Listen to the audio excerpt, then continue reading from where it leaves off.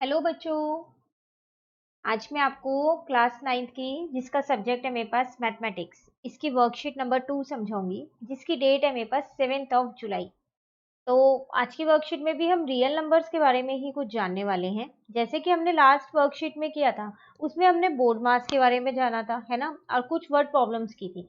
चलिए देखते हैं आज यहाँ पर क्या लिखा है हमारे पास। Hello students, today we are going to discuss about numbers. तो आज की वर्कशीट में हम नंबर्स की रिवीजन करने वाले हैं।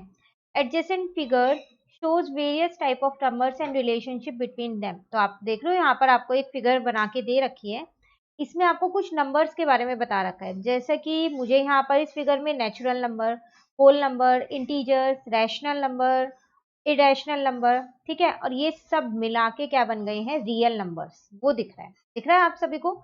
ठीक है, तो अब इसी में यहाँ पर कह रहा है based on this figure try to answer the following question. कुछ क्वेश्चंस आपको यहाँ दे रखे हैं, उसका आंसर देने हैं।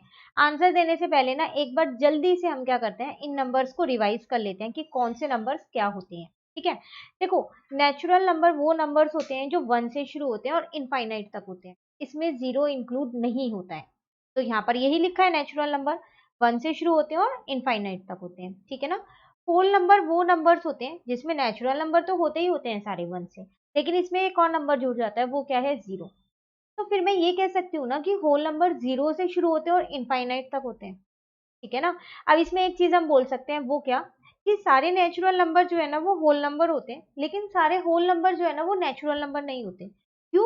क्योंकि जीरो मेरे पास होल नंबर तो होता है लेकिन नेचुरल नंबर नहीं होता, ठीक है ना। उसके बाद बात आती है इंटीजर्स की। इंटीजर्स क्या होते हैं, इसमें सारे पॉजिटिव नंबर्स, आप होल नंबर कह सकते हो, सारे होल नंबर्स प्लस जितने भी नेगेटिव नंबर्स होते हैं वो इसके अंदर आते हैं इंटीजर्स के अंदर। जैसे हम अगर कोई भी एग्जांपल लें, 0 1 2 3 4 5 6 7 8 up to infinite, plus -1 -2 -3 -4 up to minus infinity, ठीक है, तो वो सारे जब आप उन सबकी कलेक्शन कर लोगे तो वो क्या बन जाएगा, आपके पास इंटीजर्स बन जाएगा। क्लियर। उसके बाद आता है यहाँ पर रैशनल नंबर। तो रैशनल नंबर क्या होते हैं, देखो, रैशनल नंबर वो नंबर्स होते हैं जिनको हम p अपॉन q की फॉर्म में रिप्रेजेंट कर सकते हैं। और जो ये p और q होते हैं ना आपके, ये क्या होते हैं, इंटीजर्स ही होते हैं, जो अभी हमने पढ़ा। इसमें कंडीशन लगी होती है, और वो कंडीशन आपको पता है क्या होती है, कि जो ये q है, मतलब कि जो डिनोमिनेटर है वो कभी भी जीरो नहीं होना चाहिए। तो जिन भी नंबर को आप p अपॉन q की फॉर्म में रिप्रेजेंट कर सकते हो, जिसमें q आपके पास जीरो नहीं होता, वो सारे आपके रैशनल नंबर होते हैं। रैशनल नंबर आपके पास पॉजिटिव भी हो सकते हैं और नेगेटिव भी हो सकते हैं। जैसे कि आपको यहाँ पर एग्जाम्पल भी दे रखा है, -2/5 और 3/7। तो देखो, -2/5 है तो ये p अपॉन q की फॉर्म में ही ना, बस ये नेगेटिव रैशनल नंबर है। और 3/7 है तो ये आपके पास p अपॉन q की फॉर्म में ही ना, लेकिन ये पॉजिटिव रैशनल नंबर, ठीक है। ऐसे बहुत सारे एग्जाम्पल्स। अब आती है बात इरेशनल नंबर की। तो इरेशनल, इसके अंदर रैशनल आ रहा है ना वर्ड, पर आगे इर लगा हुआ है, इरेशनल। तो वो नंबर्स जिनको मैं p अपॉन q की फॉर्म में रिप्रेजेंट नहीं कर सकती, या फिर मैं ये कह सकती हूँ कि वो नंबर्स जो रैशनल नहीं होते वो इरेशनल होते हैं। अब आप सोच रहे होंगे एग्जाम्पल, बिल्कुल सही एग्जाम्पल यहाँ पर लिखा है, जैसे √2 √3 पाई, इनको हम p अपॉन q की फॉर्म में रिप्रेजेंट नहीं कर सकते, इसलिए हम इनको क्या बोलते हैं, इरेशनल नंबर्स, ठीक है। अब बात आती है रियल नंबर क्या है। सारे नंबर समझ लिए, सिर्फ एक रियल नंबर्स रह गए हैं। तो देखो, रियल नंबर कुछ नहीं है, रियल नंबर कॉम्बिनेशन है किसका, rational number plus irrational number का।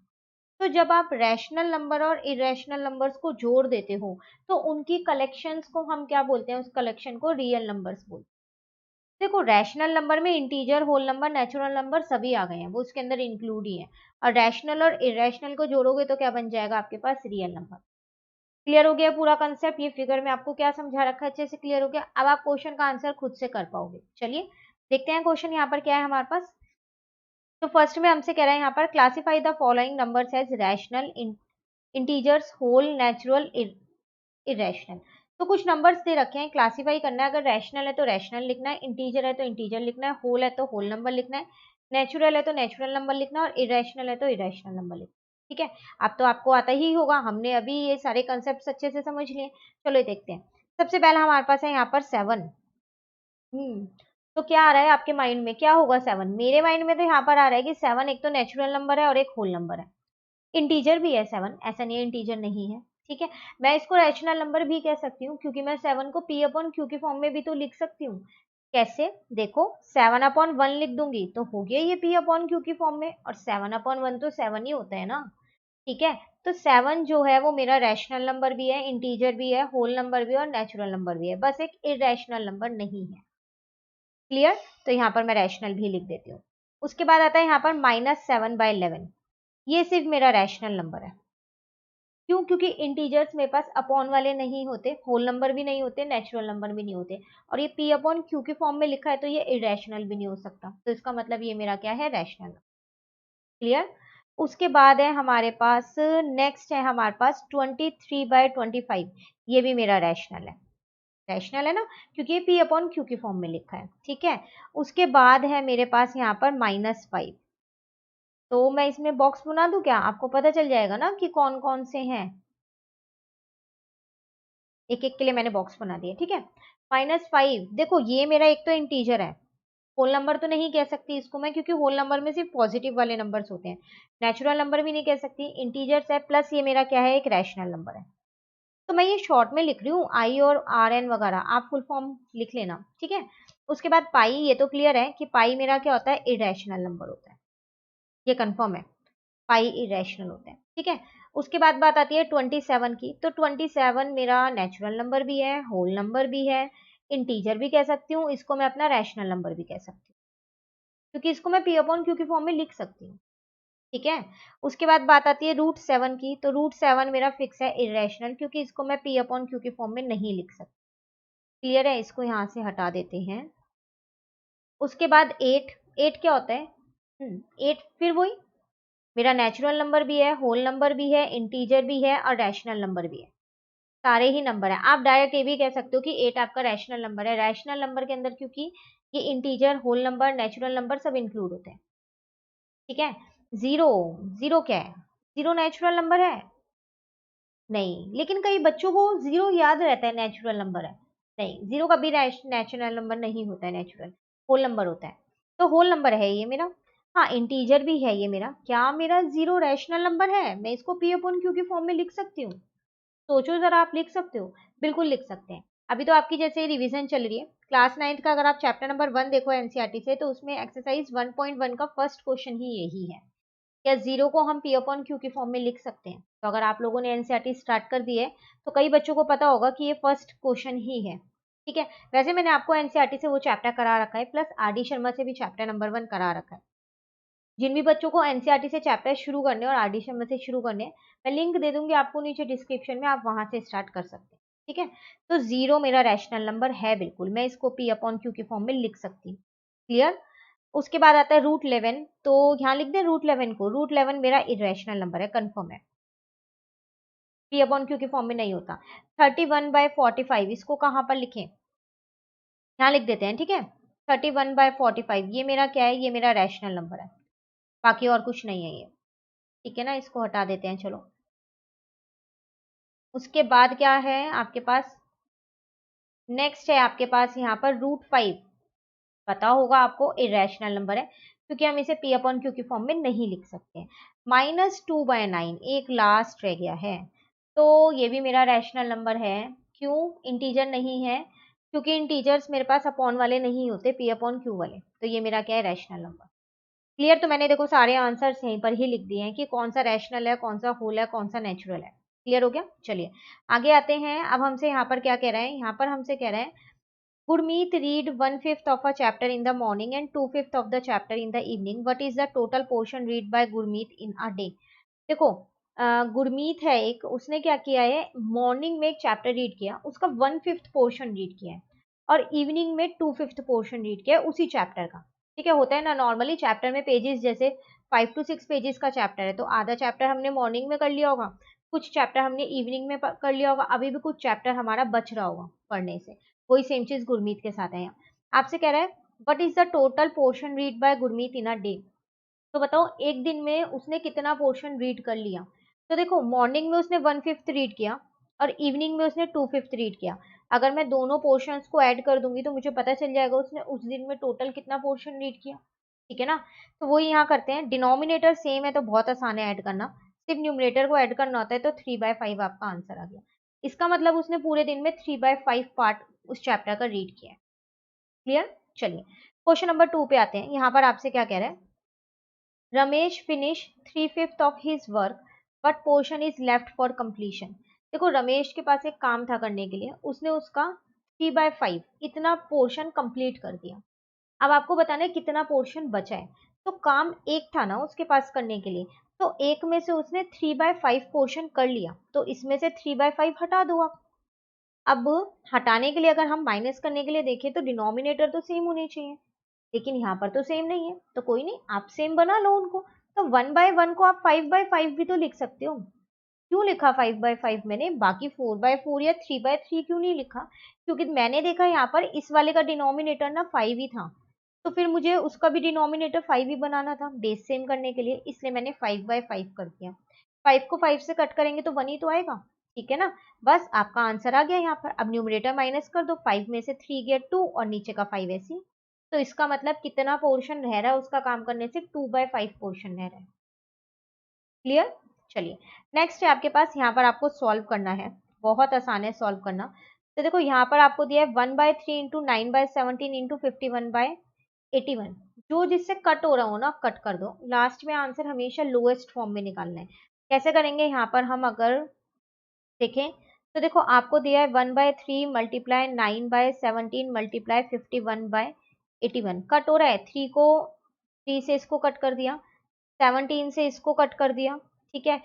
फिर यहाँ पर बचा आपके पास 3 3 जा 9 अपॉन में 81, 9 से इसको कट किया 9, ऊपर 1 बचा, कई बच्चे न्यूमरेटर में 1 लिखना ही भूल जाते हैं, तो आंसर आ गया मेरा 1/9। क्लियर? अभी एक और पार्ट है आपके पास इसमें, तो दूसरा पार्ट भी हम यहीं पर ही देख लेते हैं। तो 4/7 को डिवाइड करना है 16/49 से। देखो एक चीज मैं आपको बताऊं, फ्रैक्शन में कभी भी डिवीजन होता ही नहीं है। आप सोच रहे फिर यहाँ डिवाइड का साइन क्यों लगा हुआ है, जब डिवीजन होता ही नहीं है। तो इसे कैसे करेंगे, तो देखो 4/7 डिवाइडेड बाय है 16/49। पता है आपको क्या करना होता है, जब भी फ्रैक्शन में डिवीजन देना तो उसको मल्टीप्लाई बना दो और उसके बाद वाला जो फ्रैक्शन है उसको रेसिप्रोकल कर दो। रेसिप्रोकल मतलब पलट दो, न्यूमरेटर को डिनोमिनेटर, डिनोमिनेटर को न्यूमरेटर बना दो, तो ये आ जाएगा आपके पास 49/16।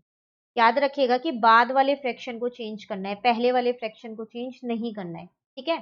तो 4 से इसको कट किया, यहाँ पर 4 आ गया, 7 से इसको कट किया, यहाँ पर 7 आ गया, तो 7/4 आपका आंसर आ गया। आप चाहो तो इसे मिक्स फॉर्म में भी चेंज कर सकते हो।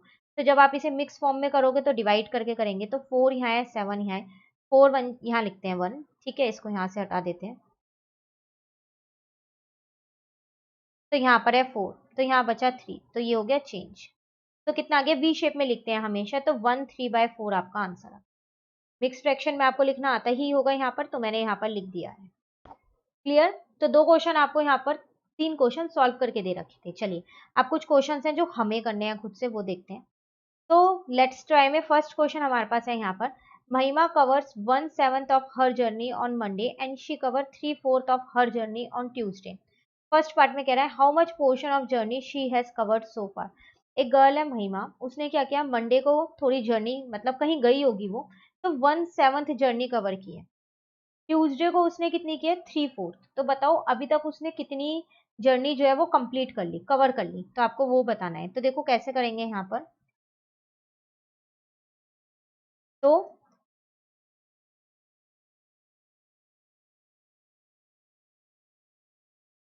Portion of journey she has covered so far, तो जितनी उसने मंडे को की और जितनी उसने ट्यूसडे को की, अगर मैं दोनों को ऐड कर दूंगी तो मुझे पता चल जाएगा अभी तक उसने कितनी जर्नी कवर की है। तो मंडे को उसने की थी 1/7, तो 1/7 मतलब 1/7। ट्यूसडे को उसने की थी 3/4, मतलब यहाँ पर लिख देंगे 3/4। अब इन दोनों को प्लस करेंगे तभी पता चलेगा, लेकिन इन दोनों को प्लस करें कैसे, इनके तो डिनोमिनेटर ही सेम नहीं है। तो पहले डिनोमिनेटर सेम करने के लिए हम एलसीएम ले लेते हैं, ठीक है। तो यहाँ पर जब आप एलसीएम लोगे तो 28 आएगा। 7 से इसको किया तो 4 डिवाइड किया तो 4 1 जा 4, 4 28 किया, 28 को 4 से डिवाइड किया तो 7, 7 3 जा कितना आ जाएगा यहाँ पर 21। तो अभी तक उसने कितनी जर्नी कंप्लीट कर ली, कितना पोर्शन, 25/28, ठीक है।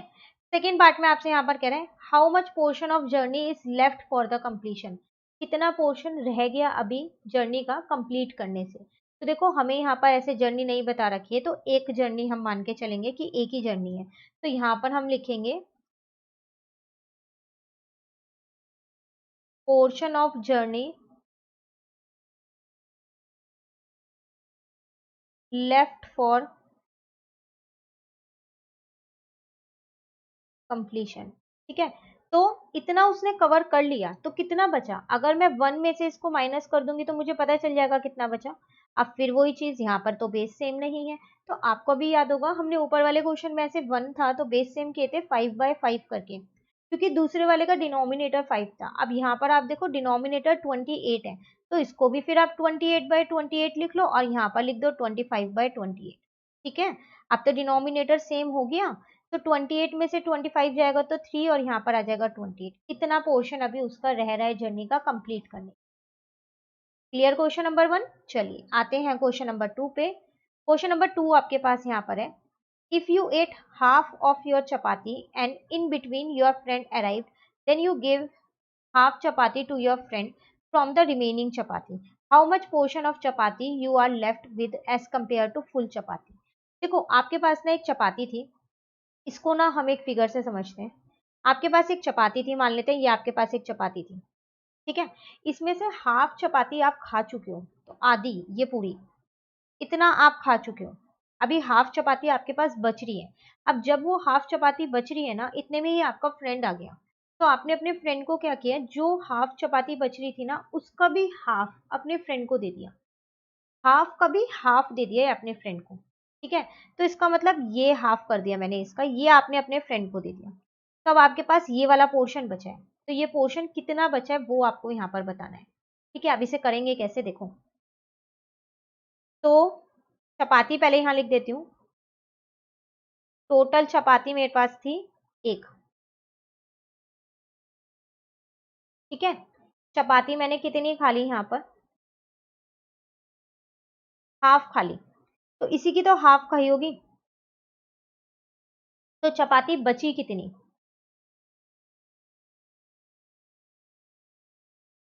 वो बची मेरे पास 1 माइनस जो मैंने खा ली उसको हटा देते हैं, तो 1 में से हाफ जाएगा तो हाफ चपाती मेरे पास बची। इस हाफ चपाती का भी मैंने हाफ अपने फ्रेंड को दिया है, तो यहां लिखते हैं हम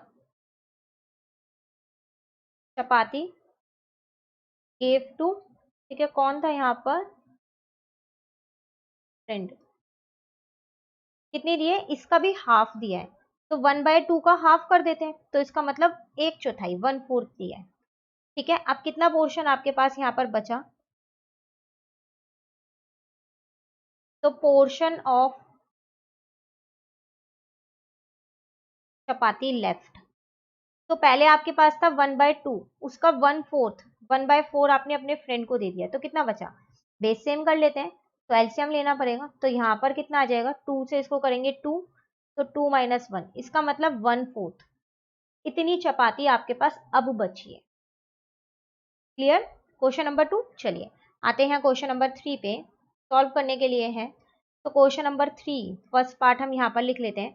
तो 13/15 मल्टीप्लाई 18/26 मल्टीप्लाई 25/54, ये है आपके पास क्वेश्चन।